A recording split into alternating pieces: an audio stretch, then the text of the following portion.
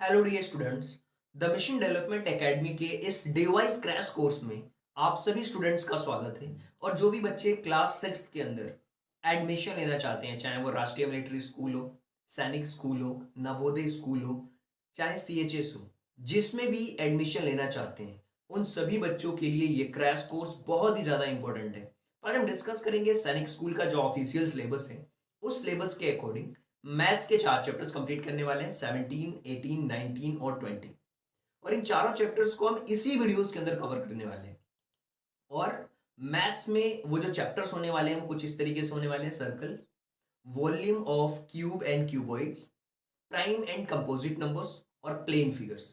ये चार चैप्टर्स हम कंप्लीट करने वाले हैं, इनके कॉन्सेप्ट को सीखेंगे और इन सभी चैप्टर से रिलेटेड जो भी क्वेश्चंस हैं उन क्वेश्चंस को भी हम कवर करने वाले हैं। तो चलिए शुरू करते हैं। सबसे पहले हमेशा की तरह मैं आपको बोलता हूं कि यार अपने साथ में आप एक नोटबुक और एक पेन जरूर लेकर के बैठे। मैथ्स के सिलेबस को अगर आप देखोगे, अगर आप मुझे रेगुलर फॉलो कर रहे हैं ना, तो कंप्लीटली डे वाइज जो क्रैश कोर्स चल रहा उसी में सारी चीजें मैं कंप्लीट करा रहा हूँ। किसी दिन 3 चैप्टर्स, किसी दिन 4 चैप्टर्स, किसी दिन 4-5 चैप्टर्स कंप्लीट कराए हैं मैंने।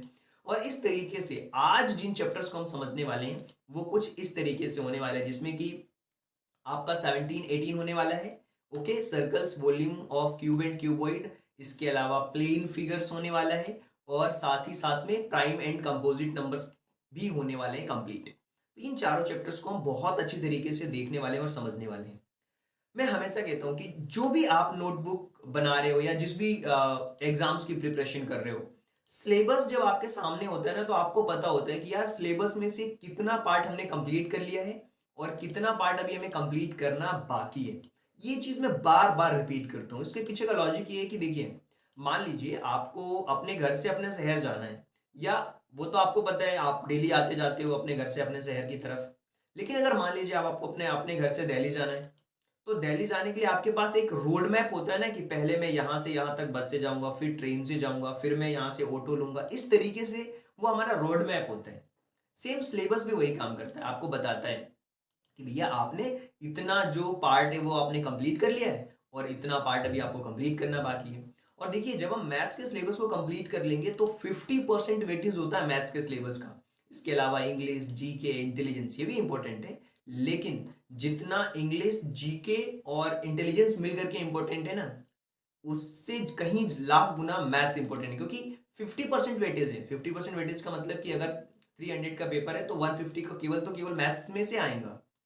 तो ये आपको समझना पड़ेगा कि जिस चैप्टर का वेटेज ज्यादा है उसे हमें ज्यादा पढ़ना है, ज्यादा ध्यान देना है, ज्यादा रिवीजन करना है। वही वही डिफरेंस क्रिएट करेगा सिलेक्शन होने में और नहीं सिलेक्शन होने में।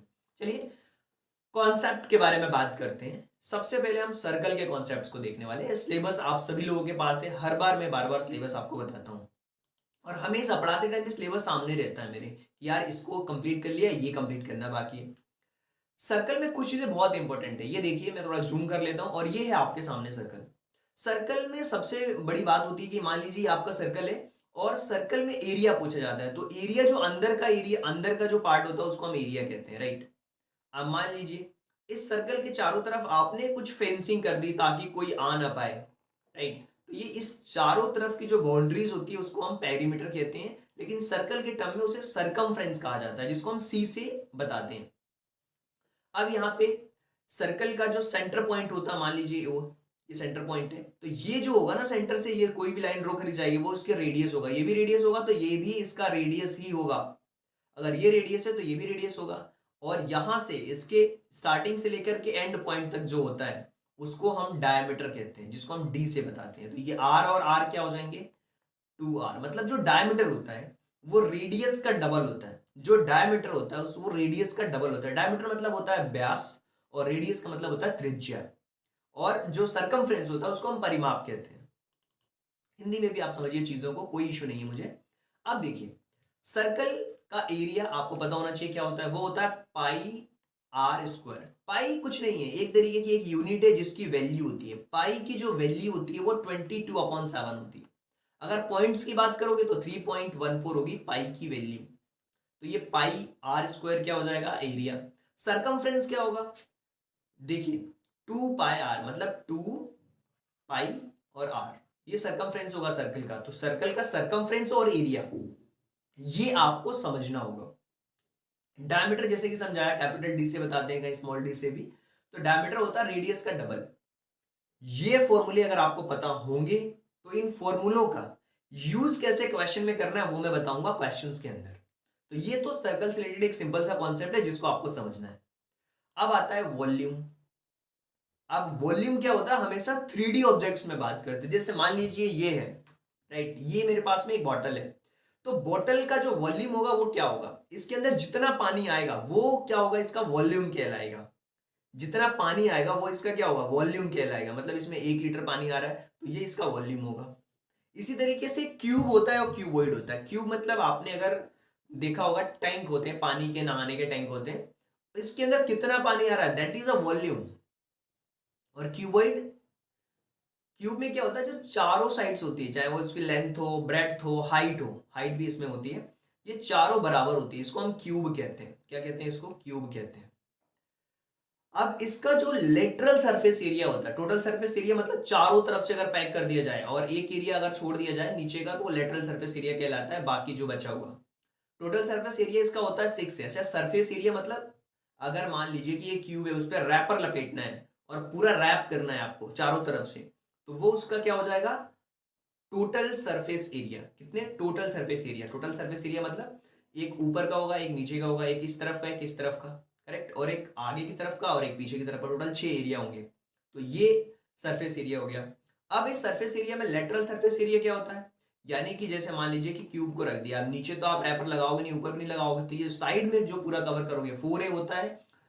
4A होता है लेटरल सरफेस एरिया और टोटल सरफेस एरिया होता है 6A। लेकिन हमें समझना है सबसे पहले वॉल्यूम, और वॉल्यूम होता है इसका ए क्यूब। मतलब side into side into side, मतलब 3 बार मल्टीप्लीकेशन करोगे तो क्यूब का वॉल्यूम आएगा। ये इंपॉर्टेंट फॉर्मूला है। क्यूबॉइड में क्या होगा, length into breadth into height, ये इसका वॉल्यूम का फॉर्मूला है। और टोटल सरफेस एरिया का होगा 2 LB plus BH plus HL। LB मतलब length into breadth, plus breadth into height plus HL, यानी कि हाइट इंटू लेंथ। इसमें 2 का मल्टीप्लीकेशन करोगे तो ये हो जाएगा टोटल सरफेस एरिया। और लेटरल सरफेस एरिया क्या होगा, एक पार्ट माइनस कर दो तो 2H ब्रैकेट के अंदर L प्लस बी। तो ये फॉर्मूला अगर आपको पता है तो volume of cube and cuboids related questions को कर पाओगे। और एक और चैप्टर है प्राइम एंड कंपोजिट नंबर। तो ये क्या होता है, प्राइम नंबर वे नंबर होते हैं जो खुद से डिवाइड होते हैं। प्राइम, PRIME, प्राइम मतलब आई एंड मी, मतलब जो 7 से और एक 1 से डिवाइड होता है, दैट इज प्राइम नंबर। ऐसे सीख लो, प्राइम, PRIME, प्राइम, IME लिखा है, आई मतलब फर्स्ट, जो 1 से डिवाइड होता है, जैसे 7 है, 1 से डिवाइड होगा या फिर खुद से 7 से डिवाइड होगा, आई एंड मी, प्राइम। इससे याद रखना। कंपोजिट नंबर वे नंबर होते हैं जिसके मोर देन 1 फैक्टर होते हैं, that is composite number. Zoom करता हूं, a composite number is a whole number greater than 1 and has more than 2 factors. 8 है, 8 आपका 1 और 8 से तो होगा ही होगा डिवाइड, इसके अलावा भी इसके फैक्टर्स होते हैं। इन दोनों फैक्टर्स के अलावा क्या होगा, 2 होगा, 2 से भी डिवाइड होगा, 4 से भी डिवाइड होगा, that is a composite number. और जो केवल खुद से और 1 से डिवाइड होता है वो तो प्राइम नंबर होता है। तो ये दोनों में डिफरेंस आपको समझना पड़ेगा। बहुत सारे बच्चों को पता नहीं होता है कि प्राइम नंबर और कंपोजिट नंबर क्या होते हैं। ये प्लेन फिगर्स के बारे में बता देता हूँ। प्लेन फिगर्स मतलब जो 2D ऑब्जेक्ट्स होते हैं उनको हम प्लेन फिगर्स कहते हैं, जिनको एक पेपर पे ड्रॉ किया जा सकता है। अब ट्राइंगल है तो ट्राइंगल का एरिया आपको पता होना चाहिए, 1/2 बेस इंटू हाइट होता है। अब रेक्टेंगल है, रेक्टेंगल का एरिया लेंथ इंटू ब्रेथ होता है। और अगर हम ट्रेपोजाइड की बात करें तो ये होता है एरिया 1/2 A+B इंटू एच। अब एलिप्स है, इसका होता है πAB। और स्क्वायर है तो साइड इंटू साइड आपको पता है। और पैरेललोग्राम है तो बेस इंटू हाइट, जो वर्टिकल हाइट होती है उसको। सर्कल का मैंने बताया πr² और 2πr, रेडियस इसका r से बताते हैं। और सेक्टर है तो 1/2 r² इंटू थीटा। तो ये प्लेन फिगर से, इनके फॉर्मूले भी मैंने यहाँ पे रख दिए। बहुत कम क्वेश्चंस आते हैं प्लेन फिगर से, लेकिन फिर भी मैंने यहाँ पे लिख दिया। अब आते हैं अपने एग्जैक्ट क्वेश्चंस पे। अब क्वेश्चंस के बारे में बात करेंगे। ये क्वेश्चंस क्यूब एंड क्यूबॉइड के वॉल्यूम से रिलेटेड है। वॉल्यूम मतलब उसके अंदर कितनी चीजें आ रही हैं। अब देखिए 3 क्यूब्स हैं जिनका एज दिया हुआ है। क्यूब मतलब ए क्यूब, सम इसका वॉल्यूम ए क्यूब होता है क्यूब का। अब वॉल्यूम ऑफ क्यूब होता है ए क्यूब, यानी ए इंटू ए इंटू ए। तो 4 सेंटीमीटर लिखा हुआ है, तो 4 और join together a cuboid, find the volume of new cuboid format.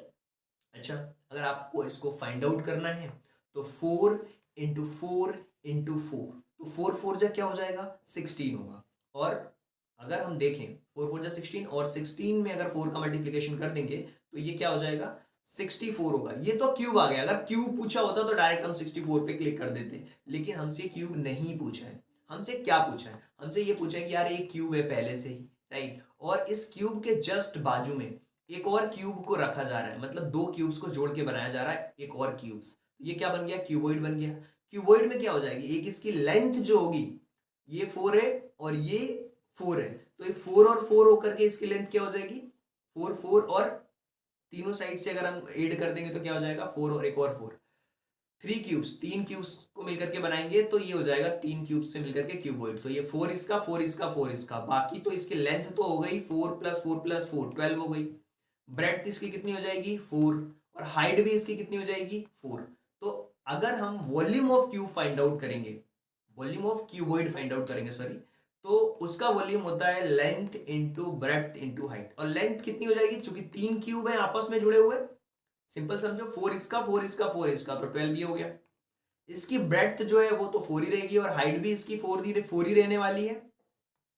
तो 4 4 जा 16, यानी कि 12 × 16 दैट इज 192 आ जाएगा, अगर हम 12 का 16 में मल्टीप्लाई करेंगे। यानी कि ऑप्शन नंबर जो सी है वो आपका करेक्ट ऑप्शन होगा। तो जो नया वॉल्यूम होगा, नया जो वॉल्यूम होगा नए क्यूबॉइड का वो 192 होगा। और यही चीज आपको समझनी है, सिंपल सी चीज होती है। अगर हम क्वेश्चन को ध्यान से पढ़ोगे, इसमें क्या होता है ना, हमें क्वेश्चन ध्यान से पढ़ना होगा। जब आप क्वेश्चन ध्यान से पढ़ते हो, चीजों को समझते हो, तो आपको एग्जैक्ट चीजें समझ में आती है। अब लिखा हुआ है perimeter of a face of cuboid is 40 centimetre. अब पेरीमीटर का मतलब क्या होगा, देखिए पेरीमीटर का फॉर्मूला होता है 2 लेंथ प्लस ब्रेड। अगर हम क्यूबॉइड के बारे में बात करें, मतलब एक रेक्टेंगल का ही होगा वो पेरीमीटर उसका, तो 2 लेंथ प्लस ब्रेड। अब इसकी इसकी जो वैल्यू है वो हमें दी हुई है 40, तो हमने 40 लिख दी। If the length and depth of cuboids are 13 and 8, और लेंथ और ब्रेड्थ हमें दिया हुआ है 13 और 8 हमें दिया हुआ है, 13 दिया हुआ है, तो हमने क्या किया हुआ है यहाँ पे 2, लेंथ दिया हुआ है 13 और ब्रेड्थ का हमें नहीं पता, डेप्थ दी हुई है मतलब हाइट दी हुई है, तो हम पहले ब्रेड्थ निकाल लेंगे। तो 26, और ये सबसे पहले तो इसमें डिवाइड कर देंगे 13 + b = 40 डिवाइडेड बाई 2, तो ये हो गया 20। और ब्रेड्थ अगर फाइंड आउट करना है तो 20 - 13 ये हो गया 7, वेट 7 आ गया। अब हमें क्या निकालना है, वॉल्यूम निकालना है। वेट तो आ गया 7, लेंथ आपके पास में ये दिया हुआ है 13 8 दिया हुआ है और 7 और आ गया, 13 और 8 दिया हुआ है 7 और आ गया, तो वॉल्यूम निकाल लेंगे।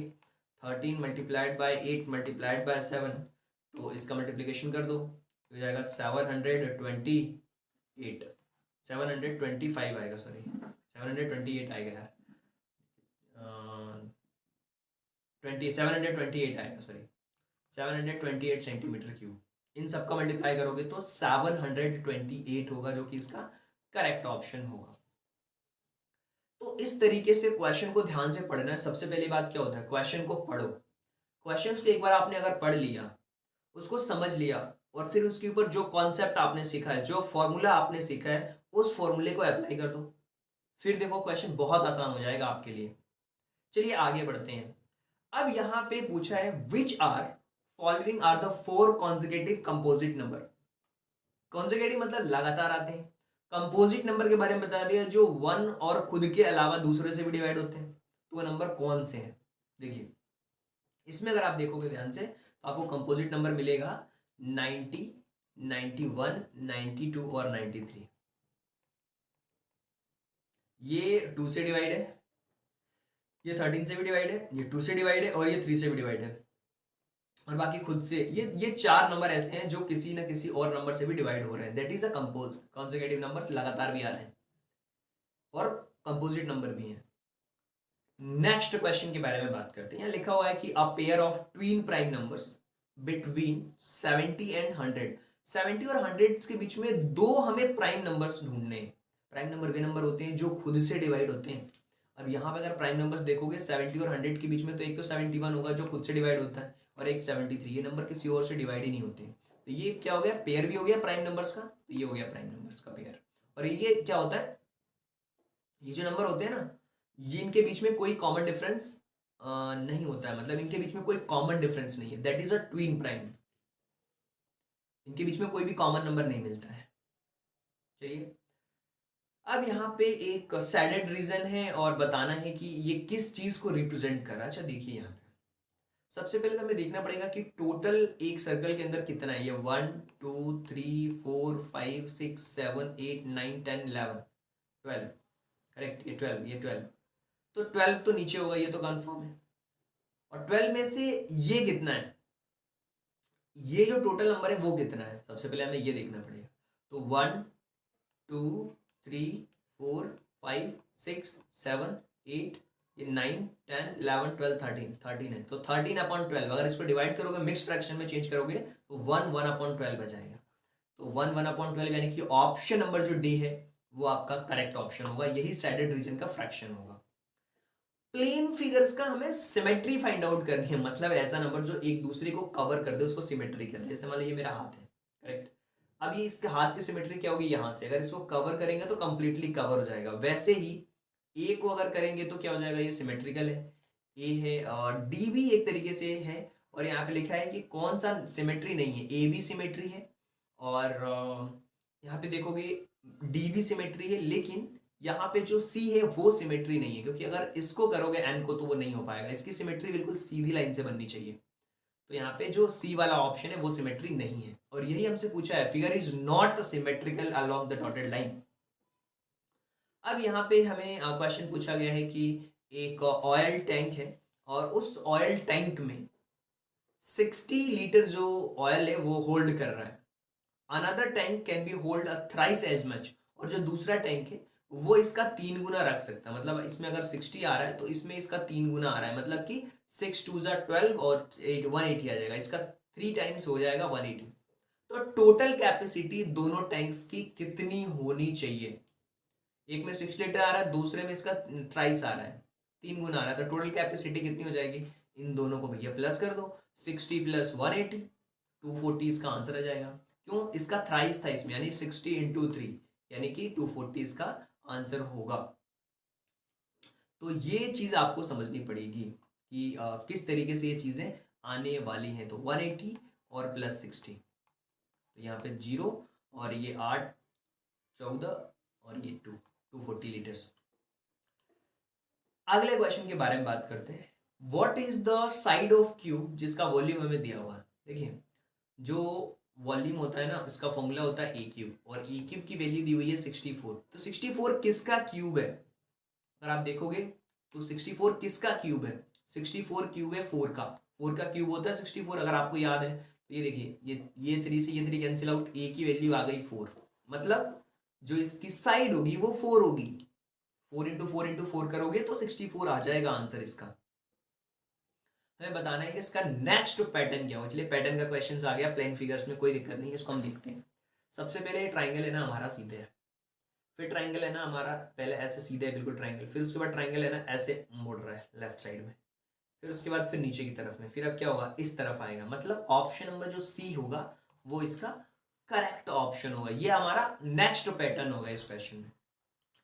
आगे बात करते हैं, what would be the water image of. इसमें वाटर इमेज क्या होगी, सर्च की। देखिए, SEARCH, वैसे तो देखिए ये रीजनिंग का क्वेश्चन है, लेकिन प्लेन फिगर्स में मैंने ऐड कर दिया। इस वाटर इमेज में मतलब नीचे इमेज बनेगी, तो ये आपका एच होगा, ये सी होगा, और ये कुछ इस तरीके से आर बनेगा, और ए तो ऐसा बनेगा, ई भी आपका ऐसा बन जाएगा, और ऐसा ऐसा बन जाएगा। तो इस तरीके की जो इमेज है वो हमें ऑप्शन नंबर बी के अंदर दिख रही है, आप देख पाओगे, सर्च। करेक्ट, देखो, SE। तो ये बी की इमेज बनेगी पानी के अंदर। जब वाटर की बात करते हैं तो नीचे हम देखते हैं, और मिरर जब जिधर भी लगा होता है उसके बेसिस पे हम फाइंड आउट करते हैं। क्वेश्चन नंबर 11 के बारे में बात कर लेते हैं, जिसमें दिया हुआ है कि the angle subtend by the diameter of semi circle of any point of circle. तो वहां पे कितना एंगल बनेगा, दैट इज अ 190 डिग्री का एंगल बनेगा। देखिए,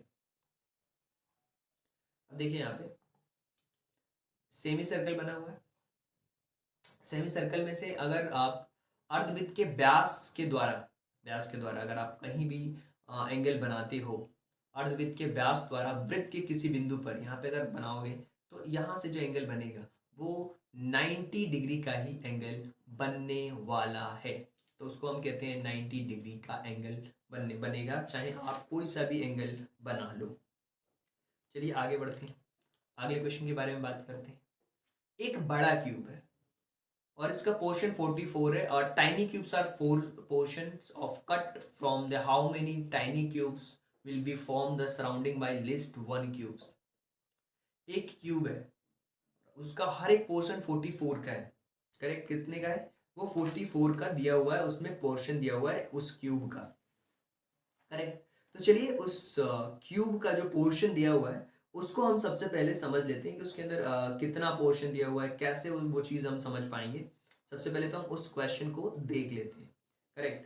देखिए, अगर हमें अगर हमें वो क्वेश्चन दिया हुआ है जिसमें कि ये दिया हुआ है कि उसका जो पोर्शन है वो कंप्लीटली कुछ दिया हुआ है। क्वेश्चन नंबर, एक सेकंड में क्वेश्चन एक बार चेक कर ले रहा हूँ इसका करेक्ट क्वेश्चन कौन सा है, और फिर उसके बेसिस पे हम इन क्वेश्चन को सॉल्व करने वाले हैं। Exactly, right.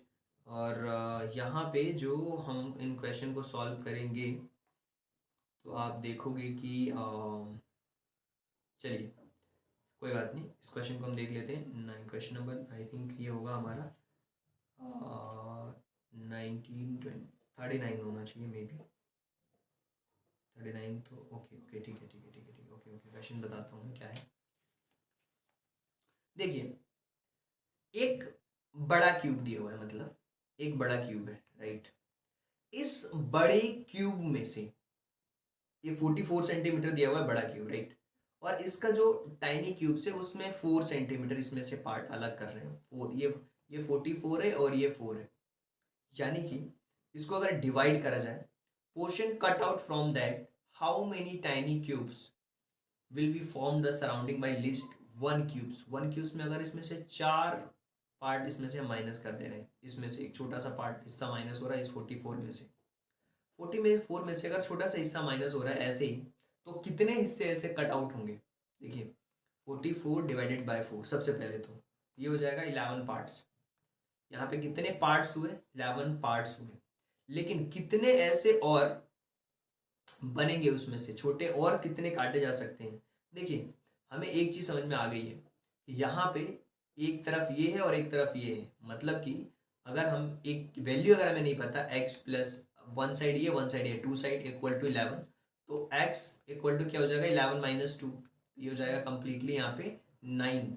और अगर 9 का हम क्यूब कर देते हैं तो 729 होगा।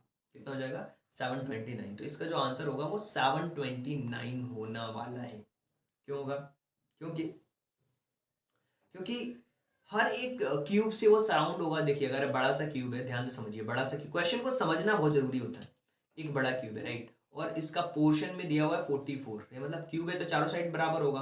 तो 4 अगर इसमें से निकाल देंगे भाई साहब, 4 अगर निकालोगे तो सबसे पहले हमें देखना पड़ेगा ना कि इसमें से कितने बनेंगे। सबसे पहले तो 11 आएगा, 11 पार्ट्स इसके निकल गए, 11 पार्ट्स तो निकल गया, लेकिन ये जो दो दो साइड से कवर हो रही हैं तो इसका एक कम पड़ेगा और इसका भी एक कम पड़ेगा, राइट, क्योंकि यहाँ भी रिपीट हो रहा है ना, तो इस 2 को माइनस तो करना पड़ेगा। तो टोटल 9 आ गए, 9 आ गए। अब 9 का क्यूब क्या होगा, कितने बनाए जा सकते हैं? तो हाउ मेनी टाइनी क्यूब्स, तो 9 का क्यूब्स कितना हो जाएगा? 729 होगा।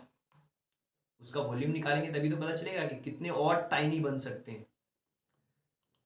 सराउंडेड बाय एटलीस्ट 1 क्यूब से कितने बन सकते हैं? 729 इज द करेक्ट आंसर। चलिए आगे बढ़ते हैं। एक रेक्टेंगुलर टैंक दिया हुआ है जिसमें लेंथ, ब्रेड्थ और हाइट दी हुई है, और इसकी कैपेसिटी क्या है? तो बहुत सिंपल है, वॉल्यूम ऑफ क्यूबॉइड होता है length into breadth into height.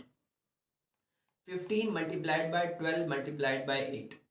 अगर आप इसको सॉल्व करते हो तो यहाँ पे इसका आंसर क्या होने वाला है? देखिए, 15 टू ज़ा 30 होता है, कैरी 3 हो जाएगी और ये हो जाएगा 180। 180 इंटू 8, इसको सॉल्व करोगे तो आपका जो आंसर हो जाएगा वो हो जाएगा 144 होता है। 18 इंटू 8 144 होता है, 144 में जीरो लगा दो। तो ऑप्शन नंबर जो डी है वो आपका करेक्ट आंसर होने वाला है। तो ये कंप्लीटली वॉल्यूम का सिंपल सा फॉर्मूला था, उसको हमने पुट कर दिया।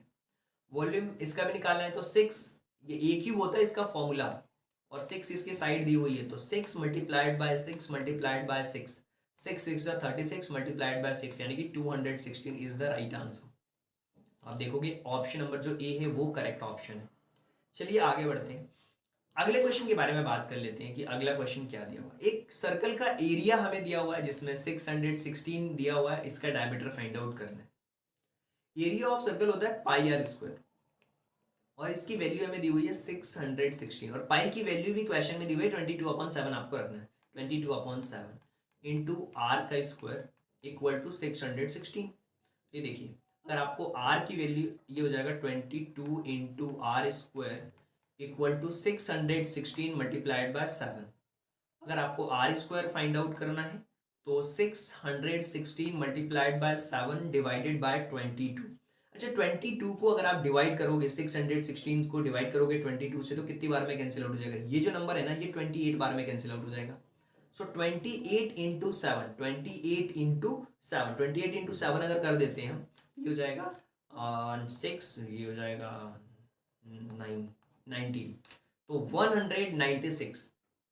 इसका क्या आया है, ये आया है इसका 196 आया है, इसका आर स्क्वायर की वैल्यू आई है, किसकी आई है, आर स्क्वायर की वैल्यू आई है 196। तो 196 किसका स्क्वायर है आपको ये देखना है। 196 14 का स्क्वायर है, करेक्ट। किसका स्क्वायर है 198, 196 आया, 196 आया था इसका। तो एक सेकेंड 616 में हमने डिवाइड किया था 22 का, 28 आया था और 28 को हमने मल्टीप्लाई कर दिया था 7 से, 196 आया था।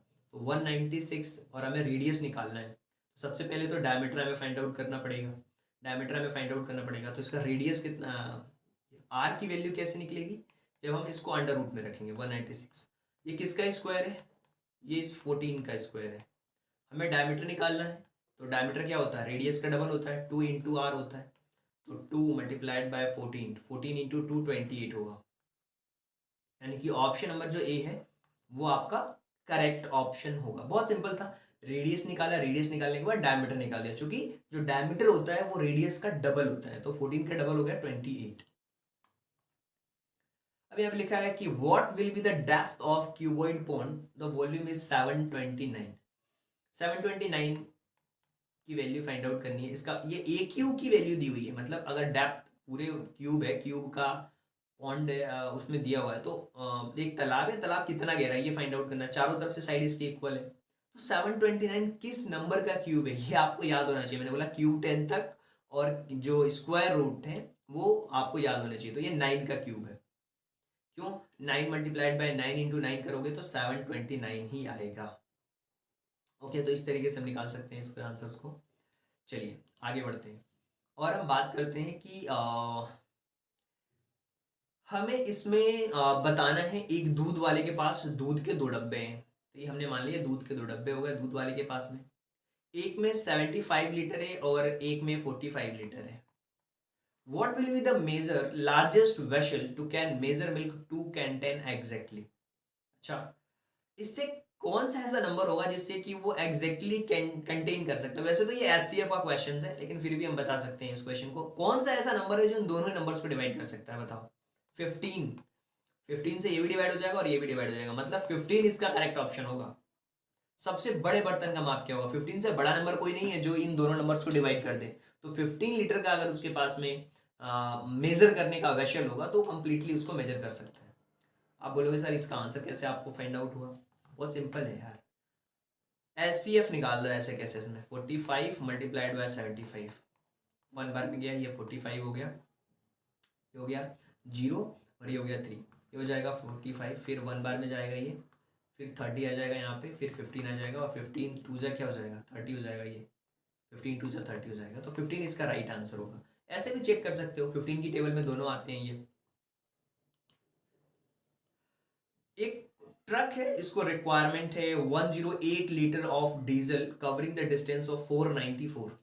तो हाउ मच डीजल, देखिए 108 लीटर पेट्रोल में 108 लीटर पेट्रोल में 108 लीटर पेट्रोल में वो डिस्टेंस कवर कर रहा है 594। तो आपको बताना है, सॉरी डीजल में 108 लीटर डीजल में वो 594 कवर कर रहा है, राइट। तो आपको बताना है कि उसको 1650 किलोमीटर कितने डीजल की रिक्वायरमेंट होगी। तो सबसे पहले हम 1 किलोमीटर का निकालेंगे। तो अगर आप 1 किलोमीटर का निकालोगे तो क्या हो जाएगा 108 डिवाइडेड बाय 594, और आपको निकालना कितना है 1650। तो 1650 का इसमें मल्टीप्लाई कर दो, अगर एक किलोमीटर में इतना पेट्रोल लगेगा तो 1650 का इसमें मल्टीप्लाई कर दो। अब इस पूरी ही इक्वेशन को सॉल्व करो आप। देखिए अगर आप 1650 को डिवाइड कर देते हैं 594 से तो ये कैंसिल आउट तो नहीं होगा कंप्लीटली। चलिए अब हम 594 को डिवाइड कर देते हैं 108 से, तो ये नंबर फिर भी डिवाइड नहीं हो रहा है। अगर इसको सॉल्व करते हैं 108 मल्टीप्लाई करोगे 1650 से तो इसका आंसर आएगा 178 और 200। डिवाइड कर दो 594 से, डिवाइडेड बाय 594 से डिवाइड कर दो, तो ये 3 बार में कंप्लीटली नंबर कैंसिल आउट हो जाएगा और 300 इसका आंसर हो जाएगा।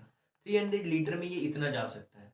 बहुत सिंपल था, 1 किलोमीटर निकाला हमने डिवाइड करके, 1 किलोमीटर की जो वैल्यू आई और जितने किलोमीटर इसको जाना है उससे मल्टीप्लाई कर दिया, तो इसका आंसर आ चुका है 300 लीटर पेट्रोल डीजल की जरूरत होगी। हमसे पूछा इसमें से कौन सा स्टेटमेंट सही है। सबसे पहले लिखा हुआ है all hexagon are triangle because they have 3 sides. नहीं, हेक्सागन में 6 साइड्स होती हैं, ऑक्टागन में 8 साइड्स होती हैं, पैरेललोग्राम में साइड्स पैरेलल होती हैं। तो देखिए ऑक्टागन में क्या होता है ना, यहाँ पे लिखा है ऑल ऑक्टागन और पॉलीगन। पॉलीगन है क्यों, क्योंकि इसमें एटलीस्ट 3 साइड्स तो होनी चाहिए पॉलीगन के लिए, और ये स्टेटमेंट सही है। ऑप्शन नंबर बी जो है वो करेक्ट स्टेटमेंट है। ट्राइंगल में 3 साइड है, बल्कि वो हेक्सागन नहीं कहलाएगा, ऑक्टागन होगा। क्यों, पॉलीगन इसलिए कहलाएगा क्योंकि पॉलीगन में मिनिमम 3 साइड चाहिए होती हैं। तो ये स्टेटमेंट हमारा करेक्ट स्टेटमेंट है। चलिए उम्मीद करता हूं कि ये जितने भी क्वेश्चंस मैंने आपको समझाए वो सारे क्वेश्चंस आपको समझ आए हैं। इसके अलावा आप हमारे मेंटरशिप प्रोग्राम से भी जुड़ सकते हैं, जिसमें ज्वाइन बटन पे क्लिक करके आप हमसे मेंटरशिप ले सकते हैं। इसके अलावा और भी हमारे प्रोग्राम्स हैं जिसमें कि आप चाहें तो अपने डाउट्स क्लियर कर सकते हैं, और आज हमने 4 चैप्टर्स के क्वेश्चंस करें। उम्मीद करता हूँ आपको सारी चीज़ें समझ में आई होंगी, और आप सैनिक स्कूल के जो प्रीवियस ईयर के क्वेश्चन पेपर हैं उनको भी आप सॉल्व कर सकते हो, टेस्ट ले सकते हो। केवल आपको ज्वाइन बटन पे क्लिक करना होगा। इसके अलावा अगर आपको समझ नहीं आ रहा है कि मैं कैसे ज्वाइन हो सकता हूँ, तो इस नंबर पे कांटेक्ट करके आप हमारे साथ में जुड़ सकते हो। इसके साथ साथ में जो बच्चे नवोदय के लिए प्रिपेयर करना चाहते हैं उनके लिए हमारे पास में कंप्लीट एक वीडियो सोल्यूशन है प्रीवियस ईयर का क्वेश्चन पेपर का, जिसमें 2003 से लेकर के 2023 तक 23 तक पूरे क्वेश्चन पेपर हमने सॉल्व कराए। लगभग 20 सालों के क्वेश्चन पेपर हैं इसमें, और टेस्ट सीरीज भी आपको मिल जाएगी। इसके साथ साथ हमारे और भी प्रोग्राम्स हैं जिसमें कि हम अपने जो भी पैटर्न्स हैं सैनिक स्कूल का, जो अगर आप आगे आने वाले सेशन के लिए भी तैयार होना चाहते हैं 9th क्लास के लिए भी, तो उसमें भी आप टारगेट बैचेस में भी ज्वाइन कर सकते हैं। अगर आपको कोई डाउट लगता है तो आप हमसे क्वेश्चंस भी पूछ सकते हैं। So thank you so much, and thanks for giving your precious time at the last. God bless you, thank you so much.